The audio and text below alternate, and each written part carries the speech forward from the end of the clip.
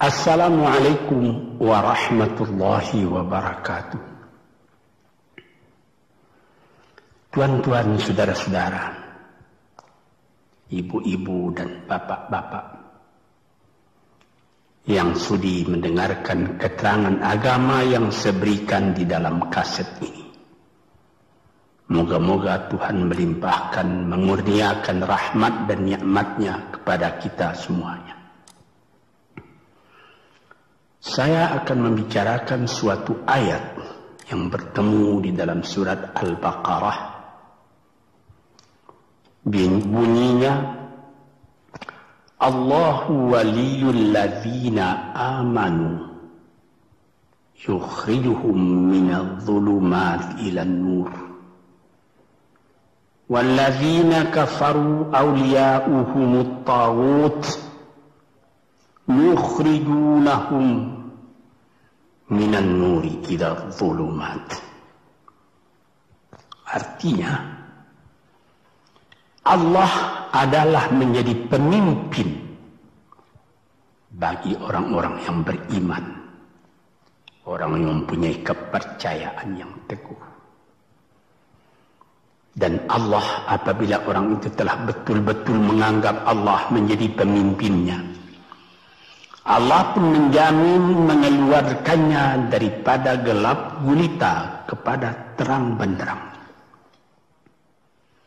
Gelap gulita kebodohan kepada kecerdasan.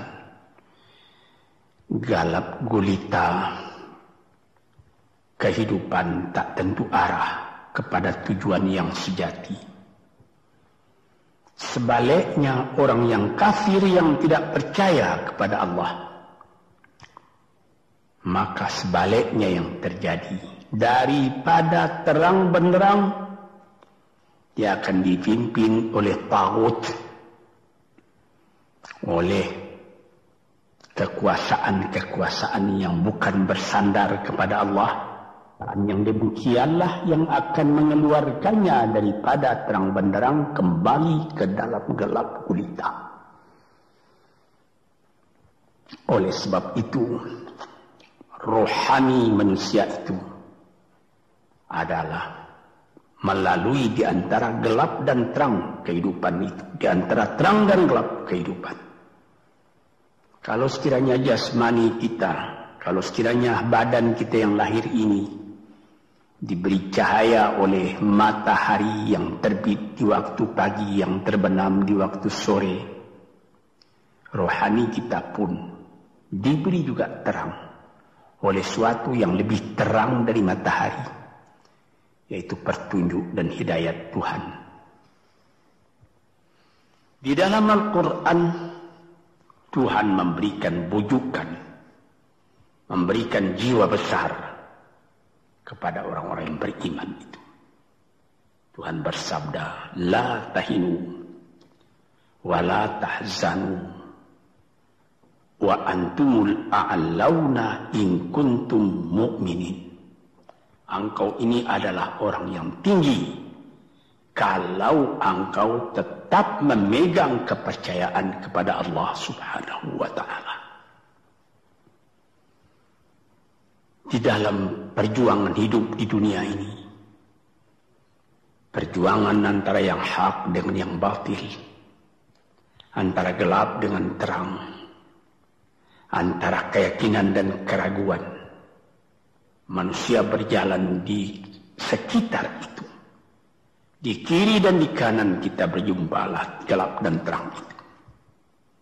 Maka diberilah pedoman manusia tadi. Apa pedoman? Walaupun bagaimana hebatnya, geloranya, tofannya, halimbubunya, ombaknya dan gelombangnya kehidupan itu, manusia mesti teguh berpegang kepada iman. Sebab kehidupan di dunia itu menurut peraturannya ialah tidak ada yang tetap. Yang tetap itu ialah berubah. Berubah itulah ketetapan yang ada dalam dunia. Panas sangat terik, benar, nanti akan hujan. Hujan sangat lebat, benar, nanti akan panas. Di suatu tempat terjadi hujan yang lebat, berhari-hari timbul banjir. Ya, banjir itu tidak tiap hari, nanti dia kering lagi. Di laut pun demikian pula. Ada pasang naik, tergenang ke atas. Besok pagi air itu sudah kering lagi, surut pasang. Begitulah kehidupan di dunia itu. Itu harus kita yakini supaya kita jangan terombang-ambing dalam kehidupan itu. Kalau kita sudah mulai terombang-ambing, tahu-tahu walaupun bagaimana terangnya hari gelap timbul dalam jiwa kita sendiri. Walaupun panas terik, kita berhujan. Hujan oleh keringat kita sendiri. Jadi yang penting di sini menjaga hati itu. Sampai Rasulullah Nabi kita Muhammad SAW, inna fil jasadi mudghatan, di dalam tubuh manusia itu ada suatu bekuan darah.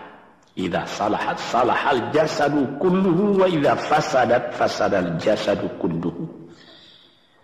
Kalau ini segumpal daging baik, seluruh badan jadi baik. Kalau dia rusak, seluruh badan jadi rusak. Apakah itu? Hati. Hati. Kendali terletak dalam hati kita. Hati artinya penuh. Bukan saja berarti pada daging, tapi pada hati dari hati, isi dari hati, atau juga akal kita. Sebab itu, maka kalau satu waktu saya pernah mengajarkan doa yang mengandung 8 sifat-sifat lemah menghilangkan kemerdekaan manusia, hari ini saya pun akan mengajarkan doa yang diajarkan juga oleh Nabi. Bagaimana menjaga hati tadi. Di situ dalam doa itu ada tersebut 4 perkara. Apa disebut? Allahumma inni a'udzubika min qalbin la yakhsha'u wa min ilmin la yanfa'u wa min nafsin la tashba'u wa min du'a illa yusma'u. Jadi 4 perkara. Yang pertama, Allahumma inni a'udzubika min qalbin la yakhsha. Aku sangat berlindung kepada Engkau ya Allah, janganlah sampai terjadi hati saya itu tidak khusyuk lagi. Ini bahaya ini. Mulai bahaya mengancam kepada manusia. Kalau hatinya tidak khusyuk lagi, hati khusyuk yaitu hati itu tentu jelas tujuannya kepada Allah. Allah menjadi pegangannya. Allah menjadi bentengnya. Allah menjadi ingatannya. Allah menjadi tujuannya. Dan kepada Allah dia kalau sembahyang menghadapkan diri, menghadapkan hati, maka permohonan kita yang pertama kepada Tuhan, ya Tuhanku, janganlah sampai hati saya ini tidak khusyuk lagi. Sebagai orang Islam, kita sembahyang 5 waktu. Di dalam Al-Quran dikatakan sembahyang itu ialah khusyuk, terpadu ingatan kepada Tuhan. Tapi kalau kita sudah, hati itu sudah mulai ditumbuhi penyakit, walaupun sembahyang, mulai sejak Allahu Akbar, pikiran sudah menjalar kepada yang lain. Piutang belum menerima, utang belum terbayar, makanan belum masak, macam-macam lah yang teringat. Padahal kita dalam sembahyang. Ini apa arti sembahyang tadi lagi? Ini sudah mulai berbahaya ini.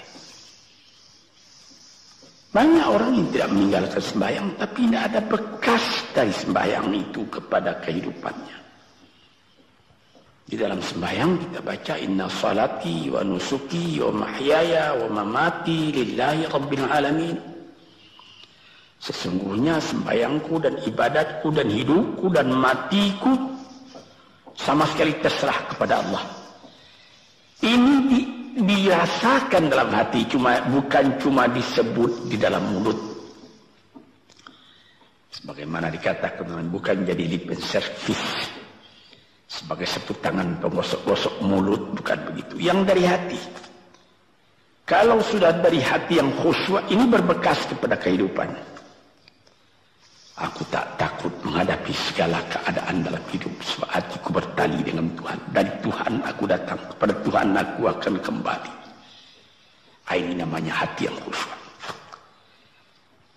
Tapi kalau sekiranya bacaan tetap fasih, tapi tidak ada lagi dari hati, melainkan rutin saja. Mayang 5 waktu sehari semalam, tapi tidak merubah kepada perangai, tandanya sembahyang tadi tidak khusyuk. Ini yang pertama kita minta kepada Tuhan. Janganlah sampai kita mempunyai hati yang tidak khusyuk, hati yang tidak teringat kepada Allah.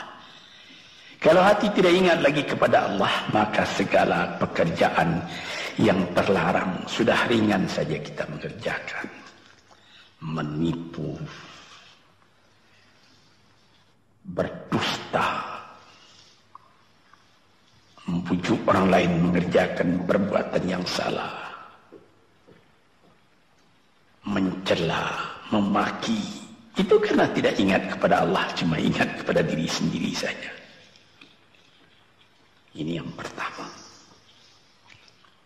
Yang kedua dikatakan, wa min ilmin la yanfa', dan aku berlindung kepada Engkau ya Allah daripada ilmu yang tidak memberi manfaat. Padahal disebutkan oleh ahli-ahli, ilmu yang memberi manfaat itu membawa manusia kepada iman. Al-ilmu yad'u ilal iman, ilmu itu membawa manusia kepada iman. Sekarang sudah ilmu banyak, tapi tidak membawa kepada iman, melainkan membawa kepada celaka. Sudah maju kepandaian orang, ilmu, pengetahuan orang, teknologi orang, sains orang, knowledge orang, dan segala macamnya. Tapi tidak ada manfaatnya kepada manusia. Cuma bahaya karena ilmu tadi yang datang kepada manusia. Sebagaimana ilmu manusia di abad ke-20 yang sangat penting, yaitu tentang tenaga atom. Maka timbullah bom atom, bom hidrogen, nuklir, sehingga manusia diancam sekarang ini oleh bahaya atom itu di mana-mana. Apabila kita lihat di televisi bagaimana mengadakan demonstrasi di Australia, di Jerman Barat, di tempat-tempat yang lain, melihat bagaimana bahaya atom itu kalau terjadi perang dunia yang ketiga. Ya Rabbi ya Karim, bom atom yang jatuh di Hiroshima itu belum ada artinya dibandingkan dengan bom yang sekarang, yang sedang disimpan oleh kerajaan-kerajaan, oleh negara-negara besar untuk menghancurkan. Ini ilmu ini. Tetapi ilmu yang membawa bahaya, bukan saja tidak memberi manfaat, bahkan memberi bahaya. Di sini terasa oleh kita bahwa ilmu yang ada itu pun mesti dikembalikan atau dikendalikan oleh iman.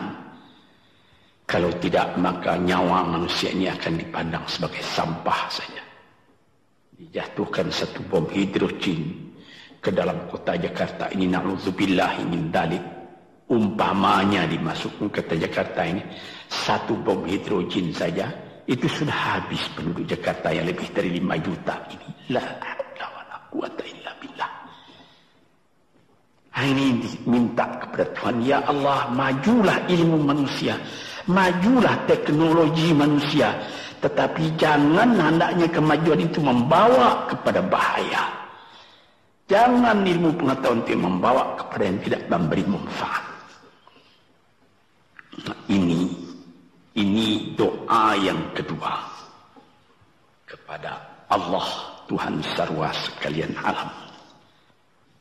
Yang ketiga disebut lagi, wa min nafsin la tashba'u, dan aku berlindung kepada Allah daripada nafsu, daripada diri, daripada ego, daripada tiap-tiap masing-masing diri ini yang tidak merasa kenyang. Ini juga bahaya besar.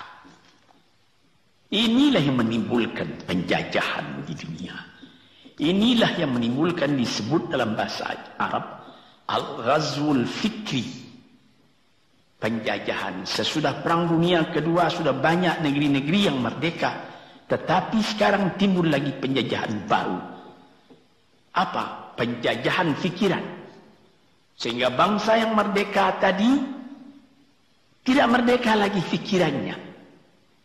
Dia merdeka di dalam meniru kepada bangsa yang lebih kuat. Itu namanya terjajah juga. Jadi tuan-tuan yang terhormat, apa pangkalnya ini? Daripada nafsu serakah manusia. Nafsu serakah manusia sebagaimana tersebut di dalam hadis.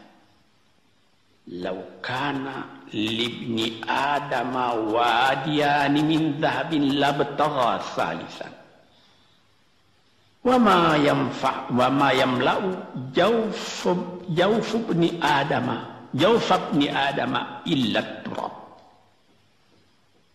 Kalau manusia itu mendapat suatu lembah yang penuh dengan kekayaan emas, suatu lembah, dia ingin supaya mendapat satu lembah lagi yang penuh juga dengan emas. Dapat 2 lembah, dia minta 3 lembah lagi yang penuh dengan iman. Nafsu manusia tidak pernah kenyang. Padahal akhirnya kalau dia sudah menutup mata, tidak ada yang akan memenuhi perutnya melainkan tanah. Saya teringat akan cerita yang disampaikan oleh Graf Leo Tolstoy, pujangga Rusia yang terkenal, bahwa orang yang tidak mempunyai nafsu yang kenyang itu, pada suatu hari katanya, ada satu orang kaya mempunyai tanah yang luas.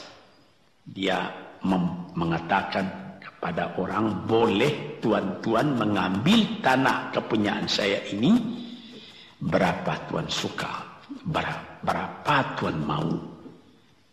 Syaratnya cuma begini, sepanjang yang tuan berjalan dari timur ke barat, lantas sebelum matahari terbenam, tuan sampai kembali ke tempat tuan melangkah pertama tadi.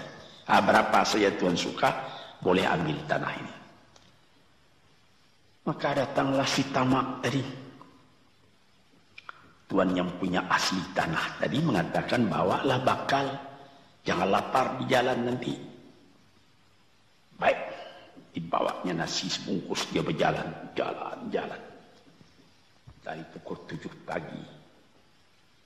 Kalau diambil kekuatan, hendaknya pukul 10 dia sudah makan. Melangkah lagi beberapa ratus meter atau sekian, nanti boleh kekuatan buat kembali. Sehingga sebelum matahari terbenam, dia sudah sampai ke tempat dia menuju bermula. Tetapi ini orang bernafsu betul, dia minta supaya banyak tanah yang dapat didapatnya. Dibawanya nasi sebungkus, tapi dia tidak jalan, di tengah jalan tak berhenti, kan nanti berapa meter itu nanti kalau saya berhenti, tanah yang kurang buat saya. Dia terus berjalan. Dia tidak ingat bahwa kekuatan masa pergi yang lebih cepat dengan kekuatan masa pulang yang lambat itu dia tidak taksir. Dia berjalan saja cepat-cepat. Sudah pukul 1 hari, sudah jauh perjalanan. Lantas nanti kembali. Kelemahan badan, kondisi dan situasi tidak sama lagi. Tidak secepat dia pergi dahulu lagi dia pulang kembali. Maka bukan pukul 7 dia sampai, atau pukul 5 sore tadi dia sampai ke tempat dia berjalan bermula, karena dia jalannya sudah lunglai, kaki sudah penat, badan sudah letih. Kira-kira baru pukul 2 dia tidak dapat berjalan lagi karena sudah lapar. Dia coba makan sedikit pun tidak bisa lagi seenak makan yang tadi. Habis makan pun dia berjalan lagi. Pukul 3 dia terhenti. Jauh lagi baru sampai tempat yang pertama. Menurut syarat yang diberikan oleh mempunyai tanah yang pertama, kalau engkau tidak sampai ke tempatmu yang pertama tadi sorenya, tanah ini tidak engkau dapat lagi semua. Memang tidak sampai dia. Pukul 4 dia sudah berhenti berjalan, tidak kuat lagi. Mata sudah gelap. Akhirnya karena terlalu capai, terlalu penat, mati dia di tengah jalan. Berapa dia dapat tanah tadi lagi? Cuma sepanjang badannya untuk kuburannya, yang lain tinggal semua. Ini satu misal yang dibawakan oleh Graf Leo Tolstoy, yang sesuai dengan hadis Nabi tadi, nafsul la tashba, diri manusia yang tidak pernah merasa kenyang. Kita berkehendak tidak berbatas, tapi tenaga kita sendiri berbatas. Ini kerap kali tidak difikirkan oleh manusia. Dia punya angan-angan, dia punya macam teori yang dikeluarkan. Dia lupa bahwa nanti tenaganya itu akan terbatas karena sakit, karena lapar, karena tua. Sebagaimana pepatah dari nenek moyang kita, tanda-tanda dikirimkan lebih dulu bahwa kita tidak akan lama lagi di sini. Apa? Rambut, gigi, mata sudah mulai kabur. Uban sudah mulai bertabur. Gigi sudah mulai gugur. Kulit sudah mulai kendur. Kalau mata sudah kabur, uban sudah bertabur, gigi sudah gugur, kulit sudah kendur, sudah 4 perkara. Yang kelima ialah pintu kubur. Nah, ini kerap kali manusia lupa yang demikian. Sebab itu dikatakan, ya Tuhanku, janganlah sampai aku ditumbuhi oleh penyakit nafsu yang tidak mau kenyang-kenyang itu. Nah ini, kemudian itu timbul lagi doa yang keempat. Disebutkan di situ, wa min du'a illa yusma. Ini lebih berbahaya lagi. Ini sudah puncak dari bahaya. Apa artinya? Dan aku berlindung kepada Engkau ya Allah, daripada doa yang tidak didengar lagi. La ilaha illallah. Mendoa ya Allah, kasih aku ini, kasih aku kesempatan, tapi tidak didengar lagi. Tuan-tuan, para pendengar kaset yang tercinta, ada tersebut dalam hadis Nabi, wa malbasuhu haram, wa mashrabuhu haram, wa udhiya bil haram. Ya Rab, ya Rab, fa'anna yustajab lah. Ash'asa, aghbara. Badan sudah penuh dengan kekotoran, penuh debu. Yamudu ilaihi ila sama, menadahkan tangan keduanya ke langit. Ya Rabbu, ya Rabbu, ya Tuhanku, tolong aku, ya Allah, bela aku. Padahal yang dimakan haram, yang diminum haram, dibesarkan dengan yang haram. Fana yustajabulah. Dengan jalan apa Allah Ta'ala akan mengabulkan doa itu? Badan kotor menghadap kepada yang bersih, meminta diberi kebersihan. Bagaimana caranya? Tuan-tuan yang terhormat, pernah dalam Quran Tuhan mengatakan, la yanzuru ilaihi wa la yukallimuhum Allah wa la yanzuru ilaihi. Allah tak mau mengajak dia bercakap dan Allah tidak memandang kepada dia. Saya sendiri dengan segala kerendahan hati mengatakan bagaimana beratnya kita bertemu dengan seorang orang besar. Lalu dia mengulurkan tangan kepada kita. Tapi mata kita tidak dilihatnya. Sengsara rasanya. Bagaimana dengan Tuhan kalau Tuhan tak mau melihat kita? Sebab itu, para pembaca, pendengar kaset yang tercinta, berdoalah kepada Tuhan supaya hati kita selalu terbuka. Jangan sampai kita mempunyai hati yang tidak khusyuk, ilmu yang tidak memberi manfaat, jiwa yang tidak pernah kenyang, dan doa yang tidak didengar. Ya Allah, dengarkan doa kami dan tunjukkan kepada kami jalan yang benar dan beri kami terang dalam kehidupan ini.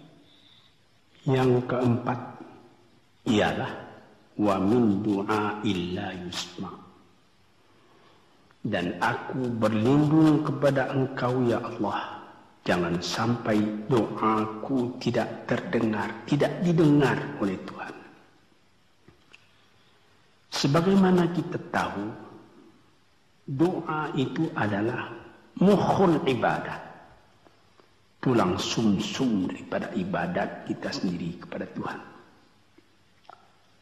Segala perbuatan kita patrikan dengan doa, dengan harapan mudah-mudahan diizinkan oleh Allah. Disampaikan maksud kita, macam-macam yang kita minta kepada Tuhan.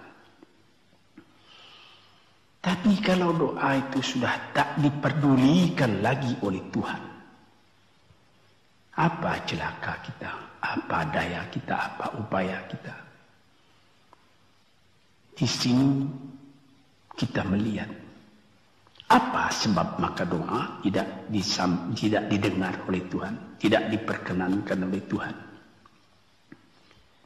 Tentu saja bukan dari salah Tuhan, melainkan dari salah kita sendiri. Di dalam Al-Quran dikatakan, Iyyaka na'budu wa iyyaka nasta'in.